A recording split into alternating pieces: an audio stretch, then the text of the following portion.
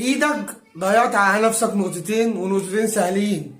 بايدك صعبت الماتش على نفسك قوي قوي قوي قوي قوي.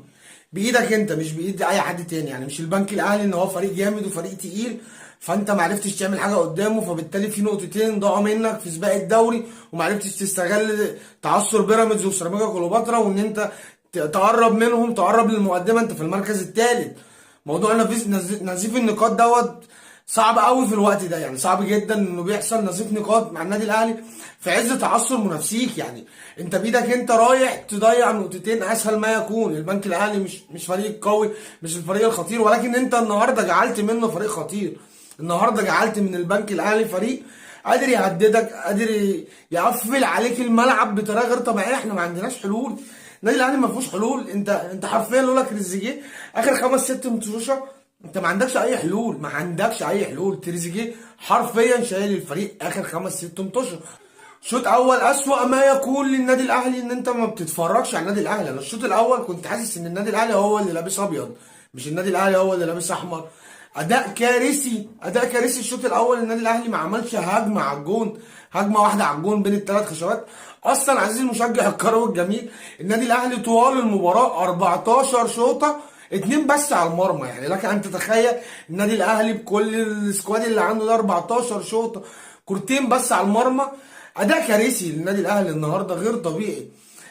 محمد علي بن رمضان تقريبا من ساعه الهدف اللي سجله في بورتو وهو خلاص، يعني هو بالنسبه له الكره انتهت مع النادي الاهلي. هو ما عندوش اي حاجه بيقدمها مع النادي الاهلي. محمد علي بن رمضان مش موجود. يعني وجوده في الملعب هو خساره لينا حرفيا. انت بتلعب ناقص اتنين النهارده الشوط الاول. احمد نبيل كوكا اللي ولا بيهاجم ولا بيدافع ولا بيتحرك صح ولا بيبص صح ولا بيعمل اي حاجه صح. انت بتلعب ناقص لاعب. اقول لك على حاجه، بن رمضان لو برجل واحده وباداء كارثي على الاقل هو ممكن يديك واحده، ممكن يعمل ثرو، ممكن يجيب جون. انما احمد نبيل كوكا انت حرفيا بتلعب ناقص واحد. احمد عيد محتاج كتير كتير كتير كتير علشان يلعب اساسي مباراه. احمد عيد ما ينفعش بالمستوى ده، ولو هو ده مستواه اللي جاي بيه من النادي المصري محتاج كتير جدا عشان يبدا ماتش اساسي. ده اصلا ان هو يلعب كبديل كتير عليه في المستوى اللي احنا شفناه النهارده. الهدف اللي جه من مصطفى شلبي المفروض احمد عيد هو اللي كان ماسك مصطفى شلبي، ما ضغطش عليه. مصطفى شلبي بيحط الجون بكل سهوله. سيبك بقى من احمد عيد وسيبك من الجون اللي دخل فينا. الشناوي بيلعب بدل مصطفى شوبير ليه؟ الشناوي بينافس مصطفى شوبير في ايه؟